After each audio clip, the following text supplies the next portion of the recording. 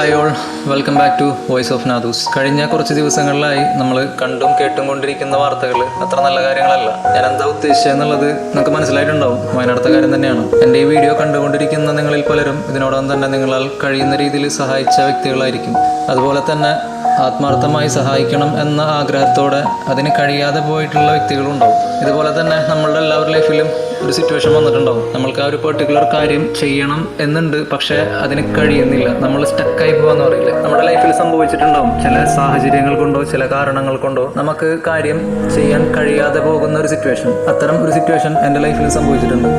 ആ ഒരു കാര്യത്തെക്കുറിച്ചാണ് ഞാൻ നിങ്ങളോട് പറയാനായിട്ട് പോകുന്നത്. സോ വെൽക്കം ബാക്ക് ടു കഥയിൽ അല്പം കാര്യം. അന്നൊരു ഞായറാഴ്ച ആയിരുന്നു. ഞായറാഴ്ച ആയതുകൊണ്ട് തന്നെ വർക്ക് നേരത്തെ കഴിഞ്ഞു. ഞാൻ എറണാകുളത്തുള്ള കണ്ടെയ്നർ റോഡ് വഴിയാണ് വന്നുകൊണ്ടിരിക്കുന്നത്. കണ്ടെയ്നർ റോഡ് വൺ വേ ആയതുകൊണ്ട് തന്നെ അത്യാവശ്യം തിരക്കില്ലാത്ത സ്പീഡിലാണ് പോയിക്കൊണ്ടിരിക്കുന്നത്. കുറച്ച് ദൂരം ചെന്നപ്പോൾ ബൈക്കിന് മിസ്സിങ് വന്നു തുടങ്ങി. ഞാൻ ഒന്ന് ശ്രദ്ധിച്ചപ്പോൾ മനസ്സിലായി ഓയിൽ കഴിയാനായിട്ടാണ്. അപ്പോൾ ആലോചിച്ചു, ഇന്ന് ഞായറാഴ്ച ആണല്ലോ, ഇന്നെന്തായാലും വർക്ക്ഷോപ്പ് ഒന്നും തുറക്കൂല. അപ്പോഴത്തേക്കും വണ്ടി ചേരാനുള്ള ഒരു സിഗ്നലിലെത്തി. എനിക്ക് ലെഫ്റ്റ് സൈഡിലോട്ടാണ് പോകേണ്ടത്, ഗുരുവായൂർ റൂട്ട്. അപ്പോൾ നോക്കുമ്പോഴാണ് അവിടെ പെട്രോൾ പമ്പ് ഉള്ളത്. മുമ്പ് ഒരിക്കൽ ഞാൻ അവിടെ നിന്ന് ഓയിൽ ചേഞ്ച് ചെയ്തിട്ടുണ്ട്. വണ്ടി നേരെ ഈ പെട്രോൾ പമ്പിൻ്റെ ഉള്ളിൽ കയറ്റി. അവിടെ ഒരു ബായി ഉണ്ട്, ഹിന്ദിക്കാരനാണ്. പുള്ളിയെടുത്ത് സംസാരിച്ച് ഓയിൽ ചേഞ്ച് ചെയ്ത് അവിടെ നിന്ന് പെട്രോൾ അടിച്ച് നേരെ പുറത്തോട്ട് റോട്ടിലോട്ട് ഇറങ്ങി. ഇതുപോലെ തന്നെ ലെഫ്റ്റ് സൈഡിലോട്ടാണ് എനിക്ക് പോകേണ്ടത് നേരത്തെ ഞാൻ പറഞ്ഞു. ലെഫ്റ്റ് സൈഡിൽ നോക്കുമ്പോൾ ഒരു ബോർഡ് ഉണ്ട്. ബോർഡിൽ എഴുതി വെച്ചേക്കണത് ബ്ലാക്ക് സ്പോട്ട് 3 മാസത്തിനിടെ മരണം 7, അങ്ങനെയാണ് അതിൽ എഴുതി വെച്ചേക്കണത്. അപ്പം ഞാനിങ്ങനെ ആലോചിച്ചു, 3 മാസമോ?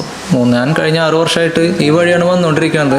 റയറായിട്ട് എപ്പോഴെങ്കിലും 1-2 വണ്ടികൾ റോഡ് സൈഡിൽ ഇങ്ങനെ ആക്സിഡന്റ് ആയിട്ട് എടുക്കുന്നത് കണ്ടിട്ടുണ്ടെന്നല്ലാതെ അങ്ങനെ സ്ഥിരമായിട്ട് അങ്ങനെ ഒരു ആക്സിഡന്റോ അങ്ങനെയൊന്നും ഞാൻ കണ്ടിട്ടില്ല. ഇടയ്ക്ക് പാലത്തിന്റെ മുകളിൽ കുറച്ച് ട്രാഫിക് ഉണ്ടാവലുണ്ട്, വരാപ്പുഴ പാലമാണ്, അങ്ങനെ ഉണ്ടെന്നല്ലാതെ അങ്ങനെ ഒരു ആക്സിഡന്റ് ആയിട്ടൊന്നും കണ്ടിട്ടില്ല. അതും ആലോചിച്ച് ഞാനിങ്ങനെ പോയിക്കൊണ്ടിരിക്കണം. അങ്ങനെ നേരെ വരാപ്പുഴ പാലം കഴിഞ്ഞു. പാലത്തിന്റെ മുകളിലൂടെ അങ്ങനെ ട്രാവൽ ചെയ്തുകൊണ്ടിരിക്കുകയാണ്.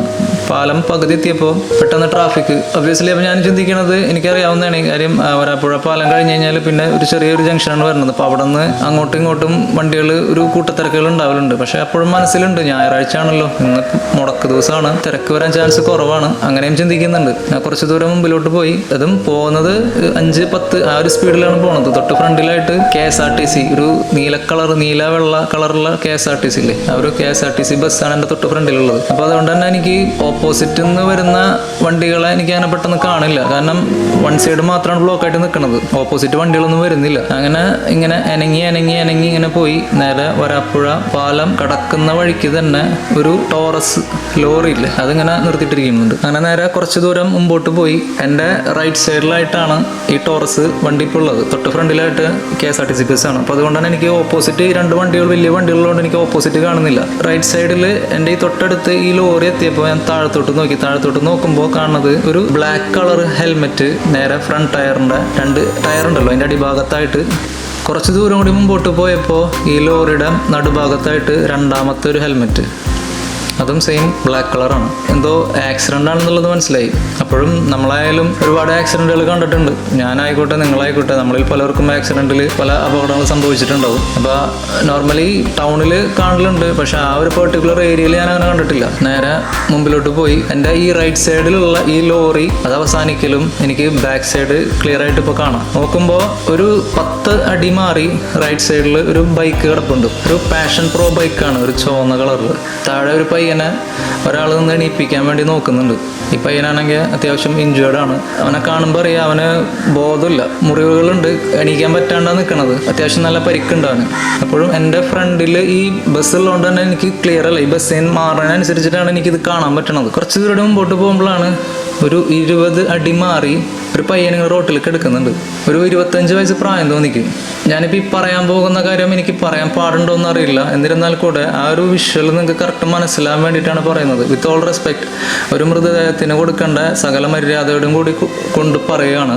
നമ്മൾ ഇഞ്ചക്ഷനൊക്കെ എടുക്കാറില്ല. ഇഞ്ചക്ഷൻ എടുക്കുമ്പോൾ സിറിഞ്ചിൻ്റെ ഉള്ളിൽ മരുന്നിട്ടിട്ട് ജസ്റ്റ് ഒന്ന് പ്രസ് ചെയ്യുമ്പോൾ ഇങ്ങനെ തെറിച്ച് വരില്ലേ, അതുപോലെ ആ ഒരു മൃതദേഹത്തിൻ്റെ തല ഇല്ല, തല പൊളിഞ്ഞ് അതിങ്ങനെ സ്പ്രെഡായിട്ടാണ് എടുക്കണത്. കറക്റ്റ് ഇങ്ങനെ സ്പ്രെഡായിട്ട്. ആ ഒരു മൊമെന്റിൽ അത് കണ്ട വഴിക്ക് കണ്ണൊന്ന് വെട്ടിച്ചിട്ടുണ്ട്. ഞാൻ മാത്രമല്ല, ആ ഒരു സീൻ കാണുന്ന എല്ലാവരും മുഖം വെട്ടിച്ചിട്ടാണ് പോണത്. റോഡിൽ നിന്നുള്ള പലരും പറയുന്നുണ്ട് അങ്ങോട്ട് നോക്കണ്ടട്ടാണ്. ലൈഫിൽ ഒരുപാട് ആക്സിഡന്റുകൾ കണ്ടിട്ടുണ്ട് ഇതുപോലെ.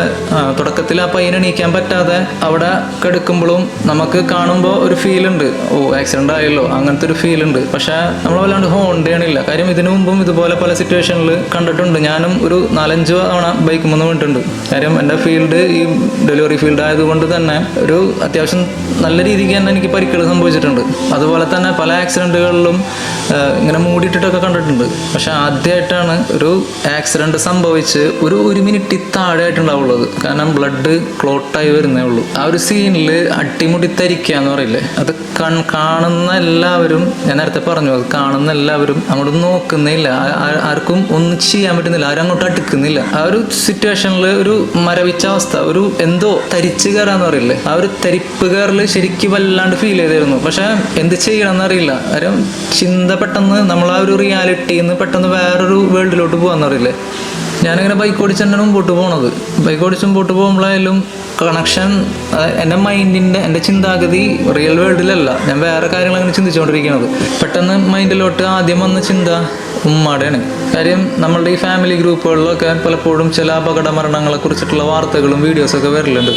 അങ്ങനെ വരുന്ന നേരത്ത് ഉമ്മ പറയുന്ന ഒരു കാര്യമാണ് പെട്ടെന്ന് മൈൻഡിൽ വന്നത്. അല്ല, ഈ പയ്യന് ഒരു കുടുംബം ഉണ്ടാവില്ലേ, അവനൊക്കകത്ത് കുറെ ആൾക്കാരിപ്പുണ്ടാവില്ലേ. രാവിലെ വീട്ടിൽ നിന്ന് വല്ല ജോലിക്കോ അല്ല മറ്റെന്തെങ്കിലും ആവശ്യത്തിന് വൈകിട്ട് വരാട്ടാന്ന് പറഞ്ഞ് പോകുന്ന വ്യക്തി വൈകിട്ട് കയറി ചെല്ലണത് ഒരു മൃതദേഹമായിട്ട് കയറി ചെല്ലുമ്പോൾ ആ വീട്ടുകാരുടെ അവസ്ഥ എന്തായിരിക്കും. കുറച്ചുകൂടി മുമ്പോട്ട് പോകുമ്പോൾ ഭയങ്കരമായിട്ട് കുറ്റബോധം വന്നു തുടങ്ങി. ഞാൻ എന്നോട് തന്നെ ചോദിക്കുന്നുണ്ട്, നീ എന്തൊരു സെൽഫിഷാണ്. കാര്യം ഒരാൾ അവിടെ അപകടത്തിൽ മരിച്ചിട്ടൊക്കെ എടുക്കണത്, തൊട്ടപ്പുറത്ത് ഒരു പയ്യൻ്റെ ബോധമില്ല, അവൻ എണീക്കാൻ പറ്റാണ് നിൽക്കുന്നത്, ഒരാൾ മാത്രമാണ് അവിടെ നിന്ന് സഹായിച്ചുകൊണ്ടിരിക്കുന്നത്. അത്രയും ആൾക്കാരുണ്ട് അവിടെ, പക്ഷെ ഒരാൾ പോലും എടുക്കുന്നില്ല. എല്ലാവരും, ആരെയും കുറ്റം പറഞ്ഞിട്ട് കാര്യമില്ല, എല്ലാവരും മാറിയിട്ടാണ് പോണത്. നിനക്ക് എന്തെങ്കിലും ഒന്ന് പോയി ചെയ്യായിരുന്നില്ലേ? അറ്റ്ലീസ്റ്റ് ആ മൃതദേഹത്തിന് കൊടുക്കേണ്ട ഒരു മര്യാദയെങ്കിലും കൊടുക്കായിരുന്നില്ല? നിന്റെ കയ്യിൽ ഒരു റെയിൻ കോട്ട് ഇരിപ്പില്ലേ, ആ റെയിൻ കോട്ട് എടുത്തിട്ടെങ്കിലും ഒന്ന് മൂടിയിടായിരുന്നില്ലേ? പെട്ടെന്ന് ആ ഒരു നമ്മളൊരു ട്രിഗർ ചെയ്യാന്ന് പറയില്ലേ, പെട്ടെന്ന് ആ ഒരു റിയാലിറ്റിയിലോട്ട് കണക്ട് ആയി. ഞാൻ നേരെ വണ്ടി തിരിക്കുമ്പോഴത്തേനും ഞാനൊരു 1.5 കിലോമീറ്ററോളം ട്രാവൽ ചെയ്തിട്ടുണ്ടാവും. പക്ഷെ ആ ഒരു ട്രാവലിൽ ഒരു 5-6 മിനിറ്റ് എടുത്തിട്ടുണ്ട്. അവിടെ നിന്ന് വണ്ടി തിരിച്ച് ഇങ്ങോട്ട് വരുന്ന വഴിക്ക് എൻ്റെ പുറകിൽ നിന്ന് ഒരു നല്ല സ്പീഡിൽ ഇങ്ങനെ പാഞ്ഞ് എന്നെ ഓവർടേക്ക് ചെയ്തുകൊണ്ട് കയറിപ്പോയി. പിന്നെ ഒബ്വിയസ്ലി അറിയാമല്ലോ, അവിടെ ചെന്നിട്ട് ഒന്നും ചെയ്യാനില്ല. അപ്പോൾ ഞാൻ ചിന്തിച്ച ഒരു സംഭവമാണ്, ഞാൻ ആ പെട്രോൾ പമ്പിൽ നിന്ന് ഓയിൽ ചേഞ്ച് ചെയ്ത് പെട്രോൾ അടിച്ച് പുറത്തിറങ്ങുമ്പോൾ ലെഫ്റ്റ് സൈഡിൽ കണ്ട ബോർഡ്, ബ്ലാക്ക് സ്പോട്ട്, 3 മാസത്തിനിടെ മരണം 7. എന്നെ പോലെ തന്നെ ആയിരിക്കും നിങ്ങളിൽ പല ആൾക്കാരും പല സൈൻ ബോർഡുകൾ കാണുമ്പോൾ മൈൻഡാക്കാണ്ട് പോകുന്നത്. ബന്ധപ്പെട്ട അധികാരികൾ ചില വാർണിംഗ് സൈൻസ് വെക്കുമ്പോൾ അവർക്കറിയാം ഇതിൻ്റെ കണക്കും കാര്യങ്ങളും അവരുടെ കയ്യിൽ വ്യക്തമായിട്ടുണ്ട്. അവർ തമാശയ്ക്ക് വെക്കണമല്ല. ഈ ഒരു സ്റ്റോറിയിൽ നിന്ന് എനിക്ക് നിങ്ങളുടെ അടുത്ത് പറയാനുള്ളത്, നമ്മളെല്ലാവരും വണ്ടി ഓടിക്കുന്ന ആൾക്കാരാണ്.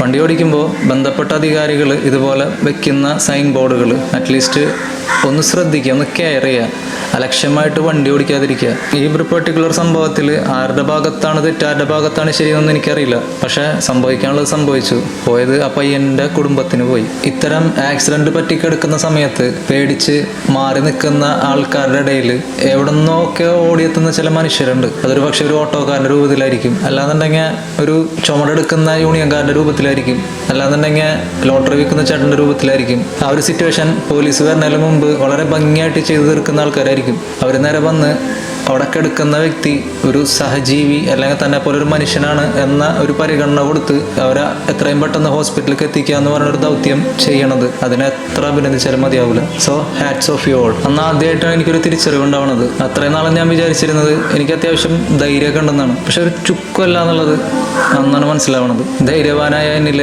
ഭീരുവിനെ തിരിച്ചറിയുന്ന നിമിഷം. അപ്പോൾ ഇത്രയൊക്കെയാണ് ഇന്നത്തെ വീഡിയോയിൽ നിങ്ങളെടുത്ത് പറയാനുള്ളത്. സോ വീഡിയോ ഇഷ്ടപ്പെട്ടു കഴിഞ്ഞാൽ തീർച്ചയായിട്ടും ലൈക്ക് ചെയ്യുക, ഷെയർ ചെയ്യുക, സബ്സ്ക്രൈബ് ചെയ്യുക. അതുവരേക്കും it's me നാദു. B positive, stay happy.